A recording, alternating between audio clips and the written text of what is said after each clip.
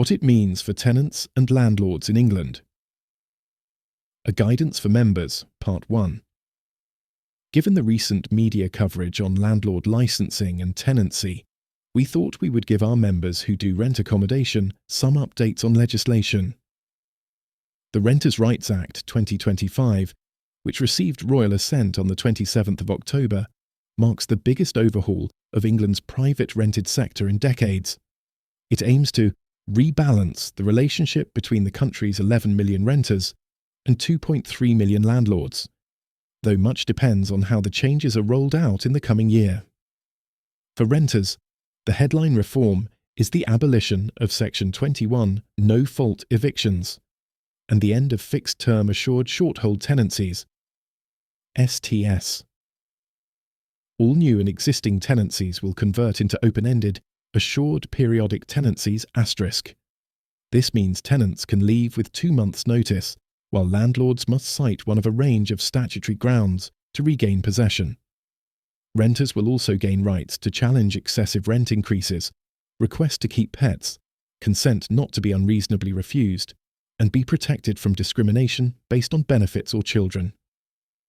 The law also extends the Decent Homes Standard and a WABS law to the private sector, requiring landlords to fix serious hazards promptly. For landlords, the reforms bring significant compliance duties. A new private rented sector database will require registration of every landlord and property before marketing or letting.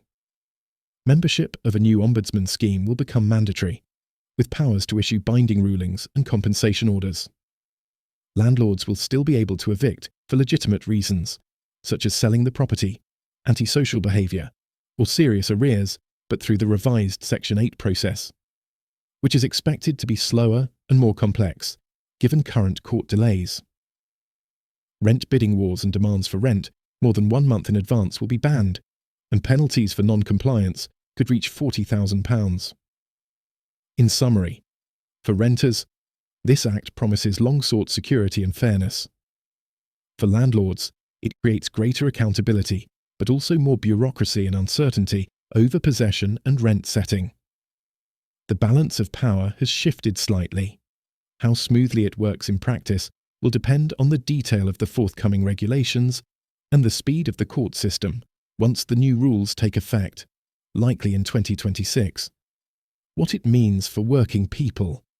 This Act won't fix the housing crisis on its own, and rent controls, social housing, and faster court reforms are still urgently needed, but it is a step towards security and dignity for millions of renters.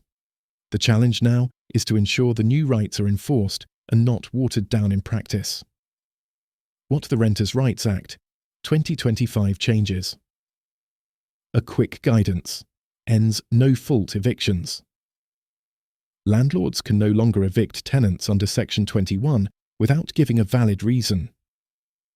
No more fixed-term contracts.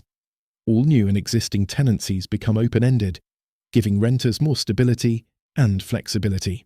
Fairer rent rules. Rent increases must follow clear procedures and can be challenged at tribunal. Rent bidding wars and advance payments of more than 1 month are banned. Rights to keep pets. Landlords must not unreasonably refuse requests to keep a pet. Decent Homes Standard for private renters. Private homes must meet the same safety and repair standards as social housing. National Landlord Register and Ombudsman. All landlords must register their properties and join a new ombudsman scheme with powers to issue binding rulings and compensation. Stronger penalties for bad practice. Breaches can attract fines up to £40,000 and potential banning orders. In Part 2 of the Renters' Rights Act 2025, we'll look in more detail at key changes proposed in the Renters' Reform Bill.